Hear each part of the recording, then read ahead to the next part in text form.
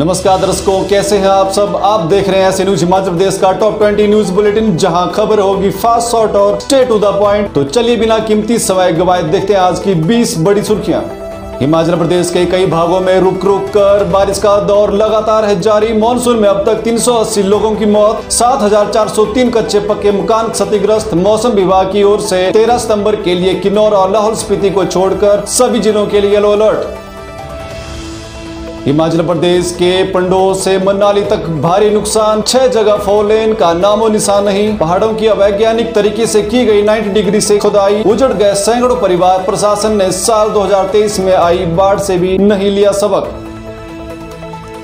विकास model को नहीं बदला तो ढह जाएगा हिमालय, विशेषज्ञों ने चेताया। हिमालय क्षेत्रों पर डाला गया अधिक बोझ, जैसे अधिक गाड़ियां और ज्यादा मकान, उनकी भूगर्भीय सहनशीलता से कई गुना अधिक। अर्ली वार्निंग सिस्टम स्थापित करना बेहद जरूरी। हिमाचल में अब गाड़ी रखने वाले, ज्यादा जमीन समेत 6 माह से अधिक राशन लेने वालों को सस्ते राशन से किया जाएगा बाहर। केंद्र सरकार ने 5 लाख से अधिक संदेहास्पद लोगों की एक लिस्ट भेजकर इसकी जांच के लिए दिए निर्देश। हिमाचल में शिक्षण संस्थानों को नशा मुक्त करने के लिए सरकार हुई सख्त। कॉलेजों में अब यूरिन आधारित ड्रग डिटेक्शन किट का होगा इस्तेमाल। अब लंबी जांच नहीं, महज 1 मिनट में पता चलेगा छात्र ने नशा किया है या नहीं। शिक्षा विभाग ने सभी कॉलेजों को इस बारे में जारी किए निर्देश। चंबा में जेल से फरार कैदी इब्राहिम ने पीड़िता के परिवार को भेजा धमकी भरा पत्र, जिसमें उसने पत्नी और बच्चों को वापस करने की मांग पूरी न करने पर पूरे परिवार को दी जान से मारने की धमकी। फरार कैदी ने 3 महीनों से उड़ा रखी है पुलिस की नींद, अभी तक पुलिस पकड़ने में रही नाकाम।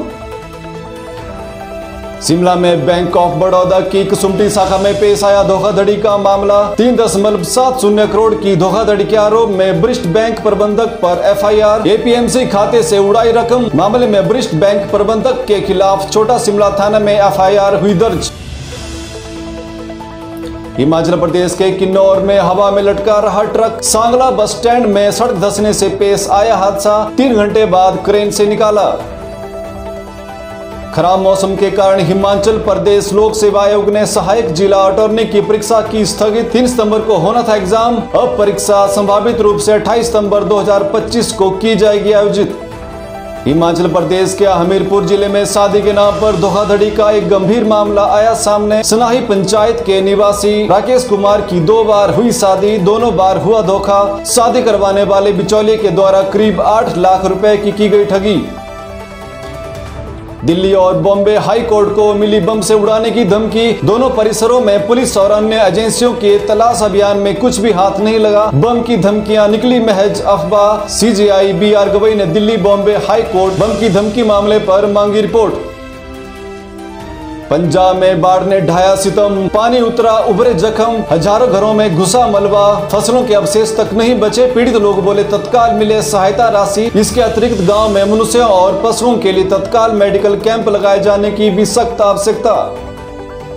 देश के नए उपराष्ट्रपति पद के लिए चुनाव में जीत हासिल करने वाले सीपी राधाकृष्णन ने 12 सितंबर को ली उपराष्ट्रपति पद की शपथ। सितंबर 2030 तक रहेगा कार्यकाल।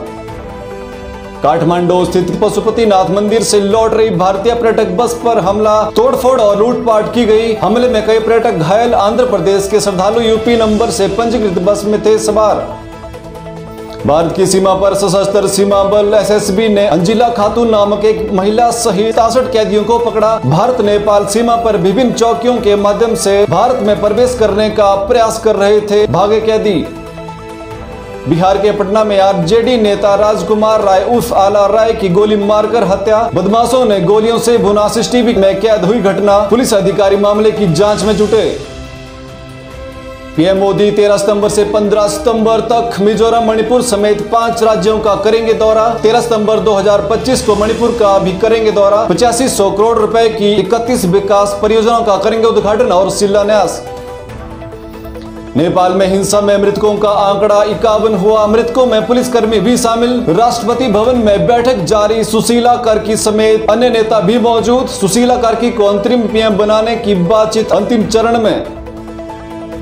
ब्राजील के पूर्व राष्ट्रपति बोल्सोनारो को हुई 27 साल की जेल। 5 अपराधों को लेकर केस हुए दायर। इनमें तख्तापलट की कोशिश, सशस्त्र आपराधिक संगठन के साथ सहयोग, लोकतांत्रिक कानूनी शासन को हिंसक तरीके से हटाने के प्रयास और शासन की संपत्तियों को नुकसान पहुंचाने के आरोप हैं शामिल।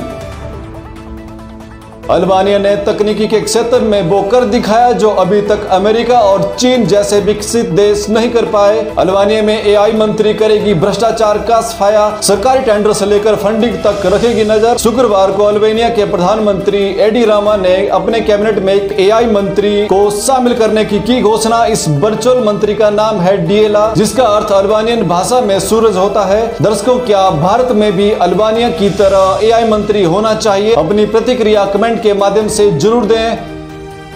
फिलहाल आज के इस टॉप 20 न्यूज बुलेटिन में बस इतना ही। बने रहे ऐसे न्यूज हिमाचल के साथ, क्योंकि ऐसे न्यूज दिखाता है सच जो आप जानना चाहते हैं। धन्यवाद।